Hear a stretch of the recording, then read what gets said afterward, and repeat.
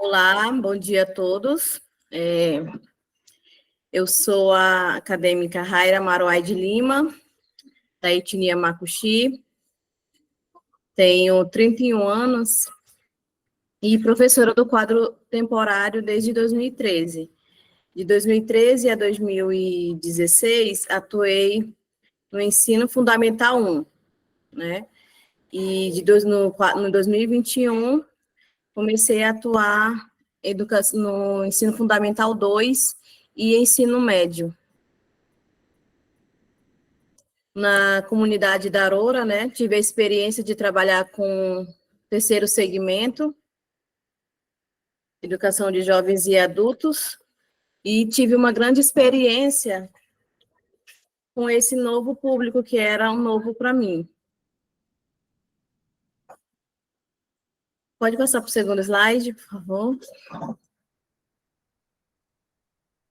Então, como nesse primeiro momento, né, do diagnóstico da escola, para a gente conhecer os problemas de infraestrutura, de quadros, de problemas que as escolas enfrentam, né, como escola indígena. E nisso percebi a necessidade, né, de incluir os alunos com necessidade educacional no processo todo, né? Porque lá na Escola Estadual Indígena Paulo Augusto Silva, no Darora, funcionam as três modalidades, né? O ensino regular, ensino médio e educação especial. E em meio a isso tudo, né, principalmente as tantas tecnologias, a gente percebi que os alunos eles estão deixando de lado a leitura, né, principalmente nos jovens de hoje. E para que isso fosse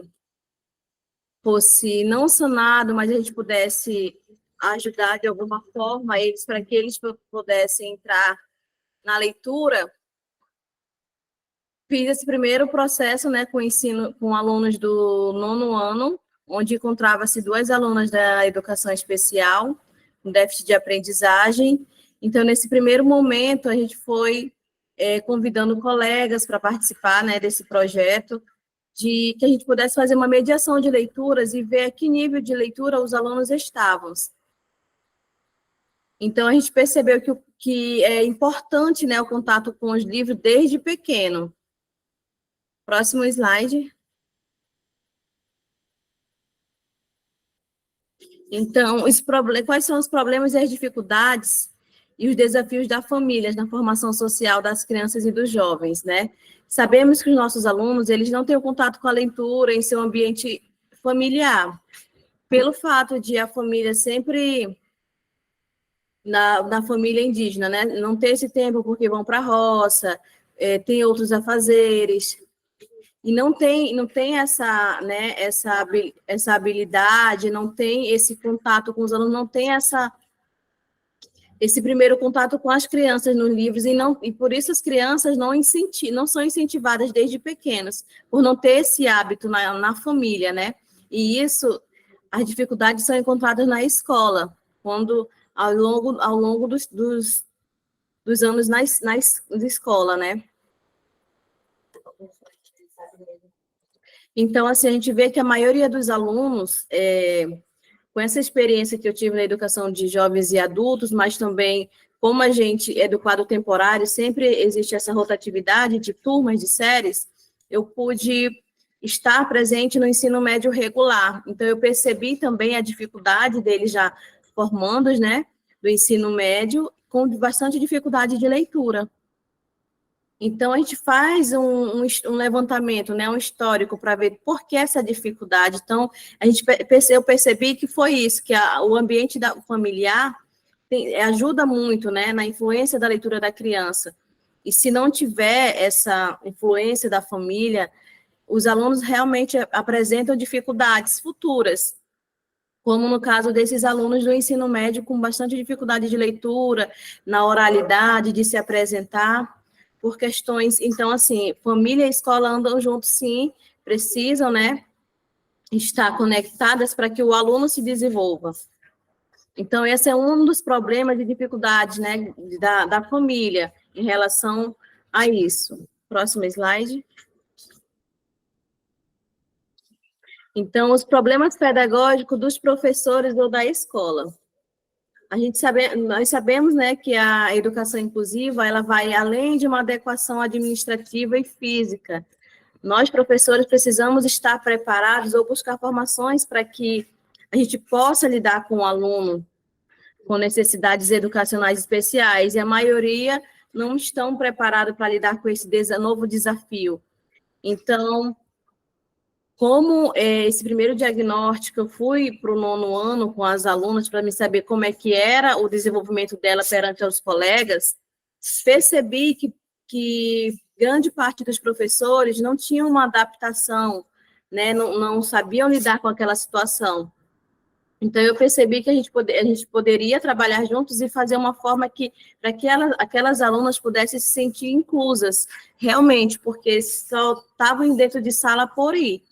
Então, se a gente não parar como professor indígena, como professor de a gente ensinar, de ter uma ideia de a gente fazer a diferença da vida daquele aluno, a gente precisa buscar meios, mesmo que não exista infraestrutura, a gente sabemos que as escolas indígenas enfrentam grandes dificuldades, né, tanto de adaptação, tanto de salas multifuncionais, de professores realmente qualificados na área de educação especial. Então, nós precisamos buscar essa formação para que a gente possa ajudar nossos alunos com necessidade educacional.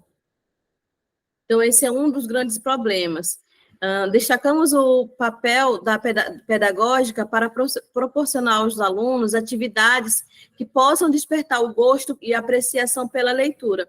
Então, assim, nós que devemos, né, buscar meios para que o aluno se sinta à vontade. A gente não pode fazer esse meio de leitura como se fosse uma obrigação para o aluno, até porque ele não vai gostar. Então, a gente precisa buscar meios, a gente precisa fazer estratégias, novas metodologias para a gente chamar o público para se interessar pela leitura. E também sensibilizar não só os alunos, mas a família, né? Principalmente a família e a comunidade, para que essa parceria possa fazer grande diferença na vida do aluno. Próximo. Os problemas pedagógicos dos professores ou da escola, né?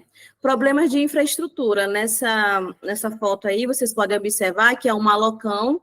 Essa é um barracão, que era uma escola da prefeitura, que foi cedida, esse barracão, para atender os alunos do 9º ano. Essa é a turma dos alunos do 9º ano. Então, esse barracão cedido. Então, um dos problemas pedagógicos realmente a escola é a falta, né, de salas adequadas para os alunos, salas improvisadas, às vezes quando tem algum evento na escola e as turmas precisam se encontrar, dos 3 turnos, é debaixo da mangueira, no malocão do posto de saúde, e assim a gente vai indo, né, tentando adequar nossos alunos para aquele ambiente que não é o ambiente, né, que deveria estar. Então, a falta de estratégias para estimular o processo de leituras em salas de aula também, né? Como disse anteriormente, né? A gente precisa fazer novas metodologias, fazer novos planos para que nós podemos sensibilizar o nosso público-alvo, que são os nossos alunos, de todas as séries, não somente no 9º ano no qual eu fiz o diagnóstico, mas de toda a escola. Então, a falta de inclusão de alunos de portadores de necessidades educacionais especiais. Quando eu quis dizer falta de inclusão de alunos, porque às vezes o aluno tem dificuldade, né? Tem a sua dificuldade, tem a sua dificuldade mesmo. E como é que a gente vai fazer isso como professor? Como é que a gente vai nos sensibilizar, principalmente nós? A primeira pessoa a nos sensibilizar somos nós mesmos.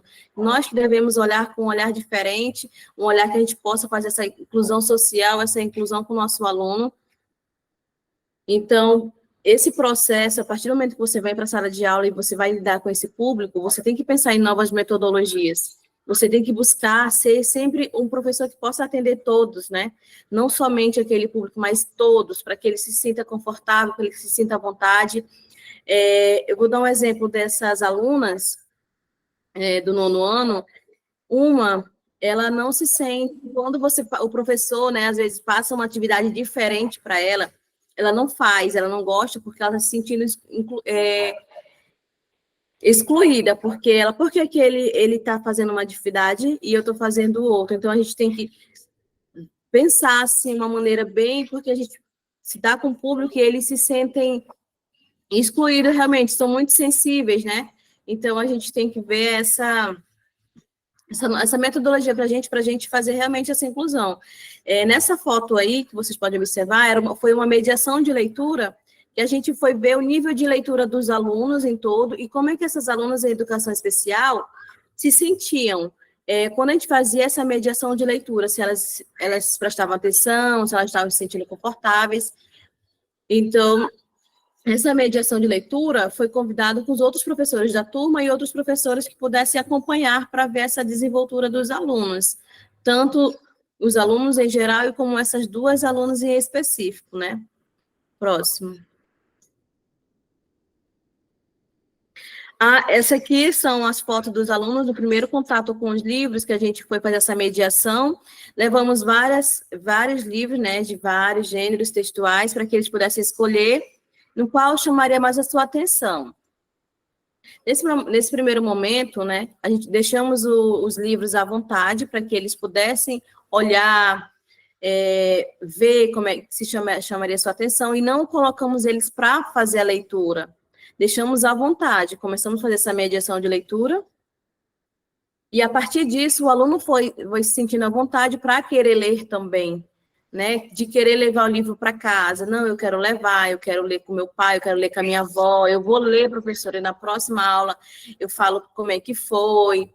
Então, esse primeiro momento desse levantamento, né, a gente percebi, né, essa necessidade de realmente colocar livros à vontade para eles, na faixa etária deles, ou então livros que possam chamar a atenção deles, deixando eles sempre bem à vontade.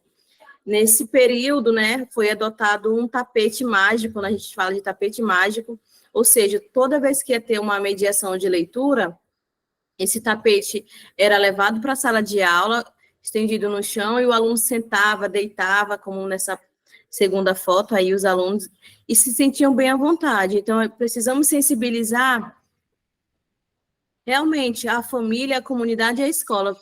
Essas três parcerias ajuda muito o aluno, né? Nessa questão de leitura, nessa questão da oralidade, de apresentação, porque os nossos alunos indígenas têm muita dificuldade na oralidade de se apresentar, por nervosismo, até mesmo nós sentimos, às vezes, né, nervosos de apresentar. Então, esse primeiro diagnóstico foi voltado a isso, o nível de conhecimento de leitura de alunos, a infraestrutura da escola, de como a gente poderia fazer um projeto que voltasse eles para realmente o aprendizado, né? Por fim, agradeço a atenção de todos. Obrigada.